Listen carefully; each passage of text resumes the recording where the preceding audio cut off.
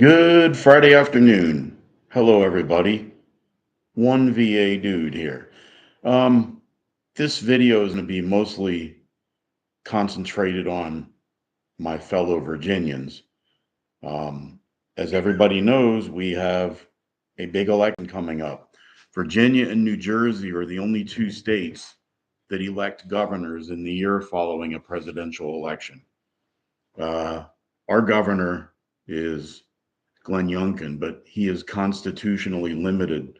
He cannot succeed himself. In Virginia, you can only be governor one time and then you have to sit out a race. Then you can run again. A couple have done it. I think only two have been successful at it. Terry McAuliffe was governor between, I think he got elected in 2013. Yes. And he sat out for a term between 2017 and 2021. He sat out, and he ran again in 21 and lost to Glenn Youngkin. So he sat out for a term and tried to run again. But I think two have been successful at it. But that was before I ever moved here. But nevertheless, um, and in New Jersey, I think Phil Murphy is their governor, and I believe he's term limited out. I think he served 2 terms. I don't think you can do 3 terms. In Virginia, though, there's no term limit on attorney general or lieutenant governor. I believe Bill Bowling was our lieutenant governor for 3 years. The job of the lieutenant governor is to preside over the state senate and to obviously fill in if the governor is incapacitated. And the lieutenant governor also casts a tie-breaking vote in the Senate. A lieutenant governor is similar to the role of a vice president at the federal level, but they're, of course, at the state level. But nevertheless, the early voting started today, Friday, May 2nd, and runs until the primaries are over. I believe it's June 17th. The 3 statewide offices are governor, lieutenant governor, and attorney general. They run in separate elections. So you could have a Democrat governor and a Republican lieutenant governor and a Democrat attorney general, or any combination of the three. The attorney general is not appointed in Virginia like they are in some other states. But nevertheless, we also in Virginia, we have open primaries. So if you're a registered voter and there's a Democrat primary or a Republican primary, you can cross over and vote in either one. That's why so often they will use a caucus or a convention to choose their nominee, because they're afraid of people in the other party crossing over and voting for the one you might not, or the one you think is the weakest. But nevertheless, um, the Republicans have already chosen their lineup for their ticket. It's Winsome Earl Sears for governor, John Reed for lieutenant governor, and Jason Miyares for attorney general. Now, he is the sitting attorney general and he's running again. As far as I know, there are 2 Democrats on the primary to run against him in November, but there is no Republican primary for the attorney general or the lieutenant governor or governor. They've already chosen those. The Republican Party already has their candidates for that. The House of Delegates, we have 100 seats in the House of Delegates in Virginia, and we have 40 in the state Senate. The House of Delegates, all 100 are theoretically up in November, but some of them are retiring. Many of them are unopposed. So there will be an election contest, and I think there's only like 4 or 5 districts that are actually holding a primary to determine who the Democrat candidate or the Republican candidate will be in the general election come November.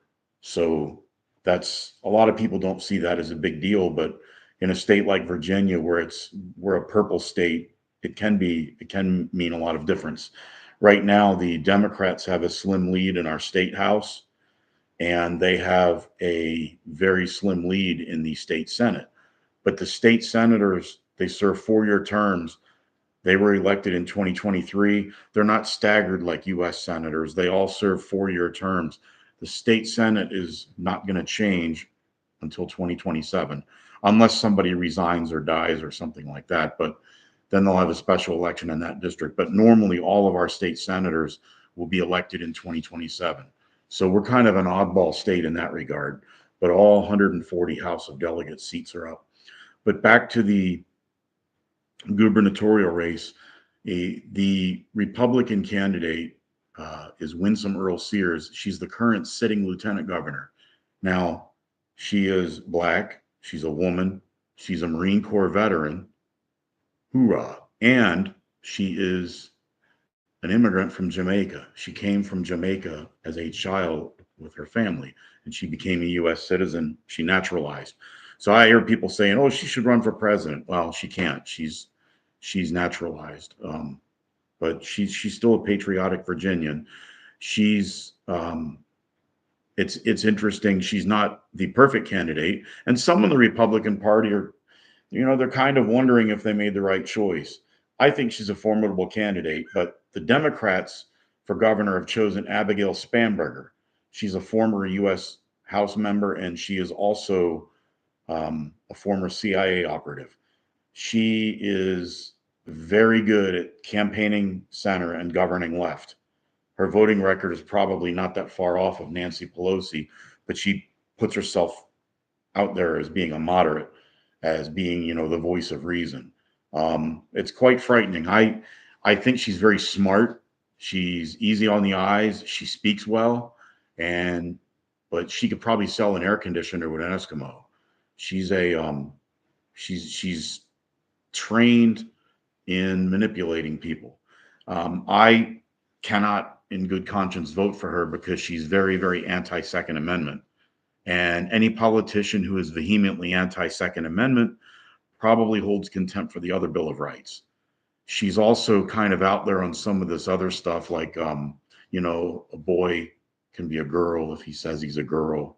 And, male athletes should be able to compete in female sports and stuff like that. She's going to get some pushback on that, but she is going to bring in out of state money like it's nobody's business. The deep state and the establishment are going to be totally behind her. So the race is hers. As they say, it's hers to lose. She's definitely favored to win. And with Virginia having so many people working for the federal government in the DC suburbs, Tidewater area, if you look at an election map of Virginia, it's mostly a red state, except for like Charlottesville and Albemarle, the area that surrounds us. Fairfax, some of the areas down in Tidewater are deep blue. Richmond is blue, but the rest of the state is, kind of a crimson color. But anyway, so it's going to be a face-off between the two of those. For lieutenant governor is John Reed. He's an interesting character, former House of Delegates. He's been openly gay for 30 years. He's been in the same relationship for, I think, 8 years now. And there's some people in the Republican Party trying to bring him down. I'm suspecting it's the evangelical part, the religious extremists. They don't seem to be happy with him being gay, even though he's very conservative. He doesn't support the radical so-called LGBT agenda. He's not, he's not like really far out there. I believe he believes in school choice. He's very pro-gun, pro-law and order. He wants to keep spending under control. A lot of things that Orthodox conservatives would like. On the Democrat side, there are 6 candidates running for lieutenant governor, and they're going to be in the primary. And all of them are very extreme anti-gun. They hate the Second Amendment. One of them, the name is Hashmi. From what I understand, she campaigned to be in the House of Delegates, and she didn't even live in the district where she won. I think she has an apartment there, but she has a house outside of her district, something weird like that. I don't know the full details of it, but it just kind of got pushed under the rug because she's a Democrat. The other prominent Democrat is LeVar Stoney. Some people call him Mayor Phony, but he's sort of like Tim Kaine. He's failing upward. He's very anti-gun. He was mayor of Richmond when all the crazy, the civil unrest went on 5 years ago. Totally incompetent. Never met a government program he didn't like. Never frowned upon an opportunity to be a race hustler and all that stuff.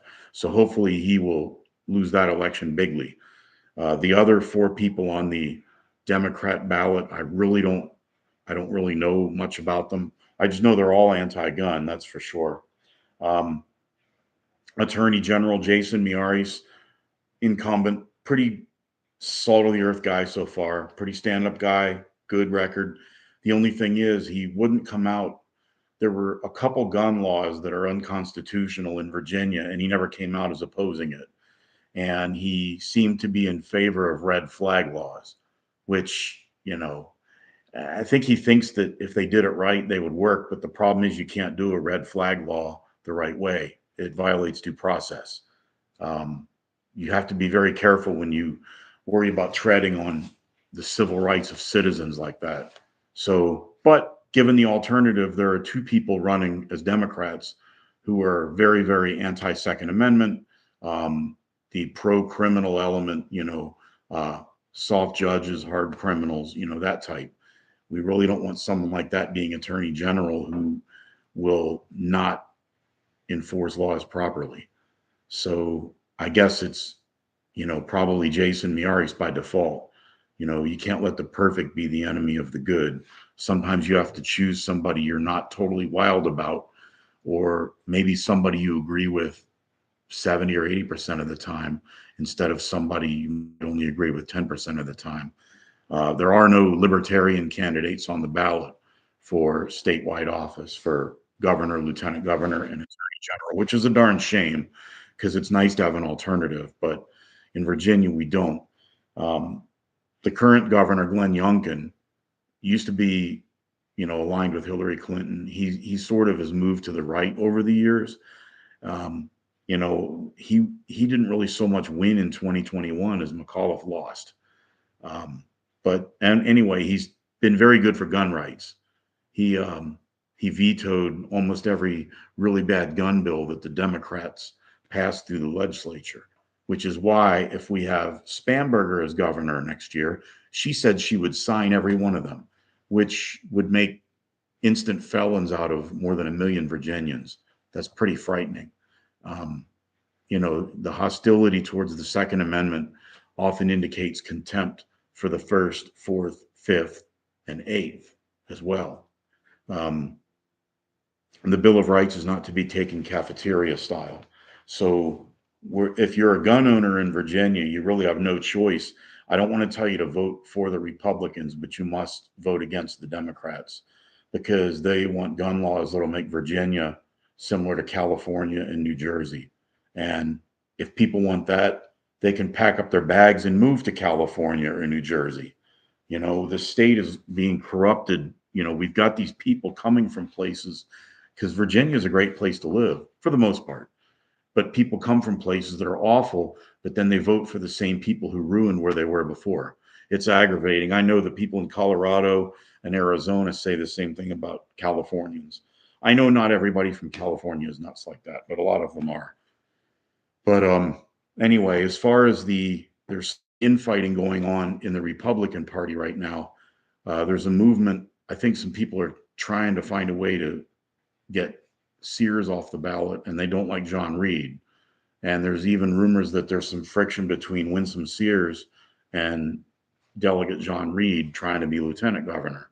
Um, the Republicans didn't do a very good job of keeping that behind closed doors.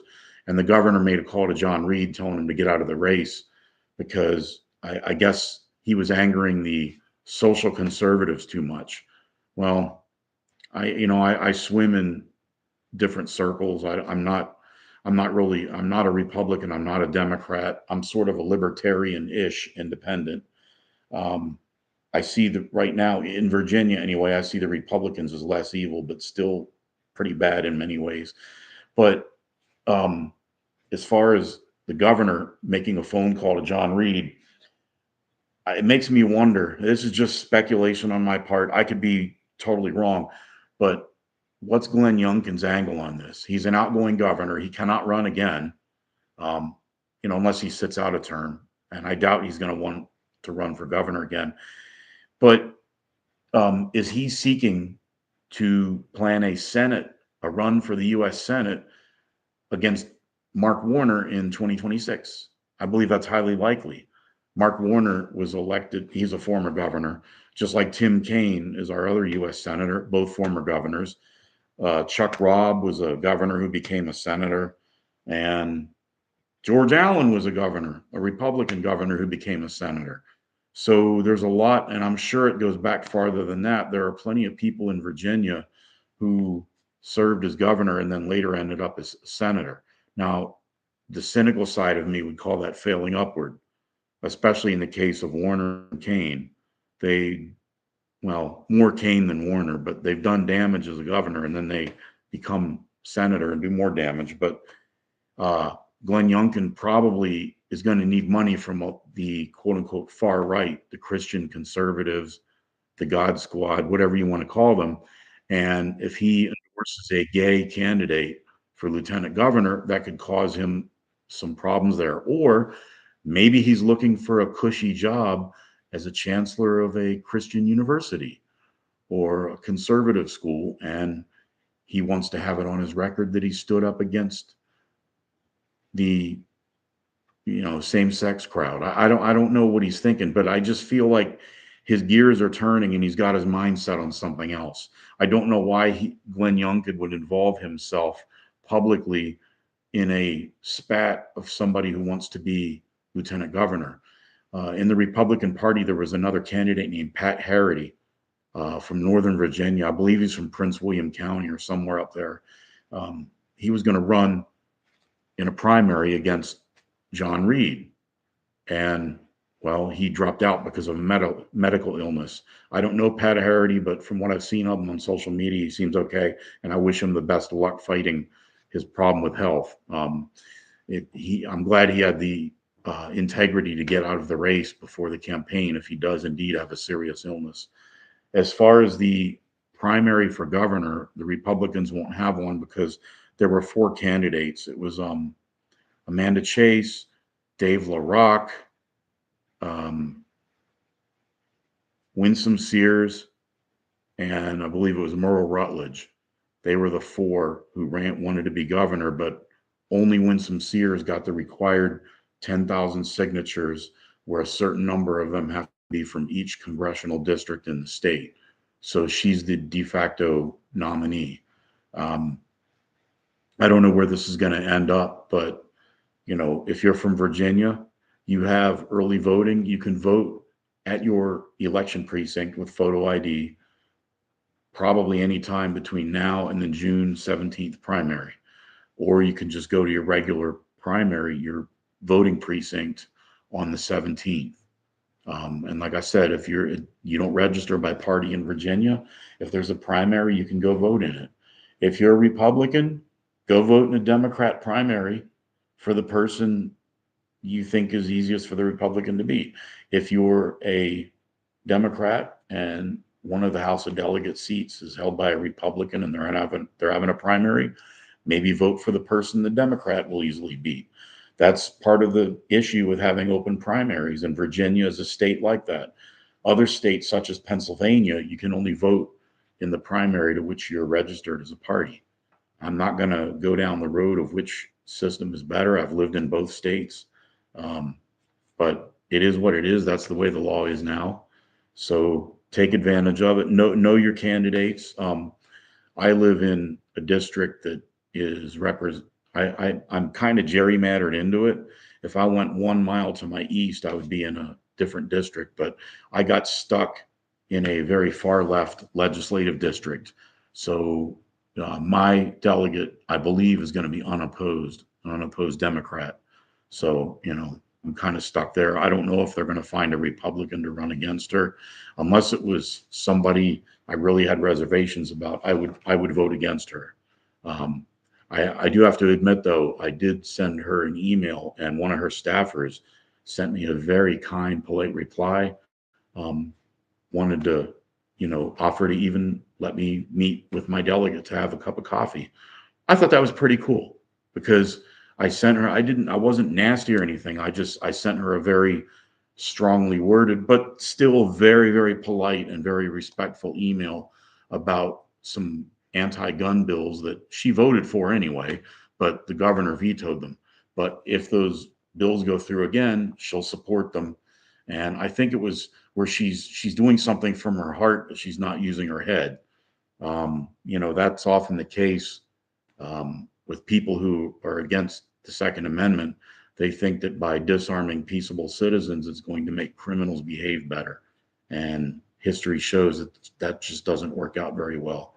But the taxes are another issue. In Virginia, our taxes have gone up, little by little, a fee here, a tax there, a toll here. And all of a sudden, it's like, man, I feel like I moved to New Jersey or something. But no, we're not as bad as New Jersey. But there are people in this state who actually do think that we are undertaxed. And, there's not a lot you can do for somebody like that. But nevertheless, get out there, go on. The Virginia Board of Elections has a very good site. It'll tell you what your district is. You just put in where you live. And if you look at how these districts are drawn, you wonder if they were made by a bunch of college students late night in a dorm room after a couple bong hits. Because you'll have a certain metro area and it'll be represented by 10 different representatives. It's like area districts should be as compact and contiguous as possible, because you have more in common with a guy who might live a mile down the road but he's in a different district than you do with somebody 30 miles down the road who's in the same district. A lot of it doesn't make sense, but that's politics for you. But anyway, I just wanted to throw that out there. It's campaign season here in Virginia. I don't know if the Republican internecine fighting is going to get worse. I don't know. The Democrats, you got to hand it to them. They seem to just toe the line whenever it needs to be done. Republicans and conservatives just eat each other alive and beat themselves up. If they would fight the Democrats half as hard as they fight against each other, they'd probably win more elections. But anyway, it's one man's opinion. I'm just one guy. I don't work for the apparatchiks of either party. I was going to say I do have skin in the game, but maybe I don't have a dog in the fight. Maybe that's a good way to put it. But I wish everybody a good weekend, and be safe out there. Peace.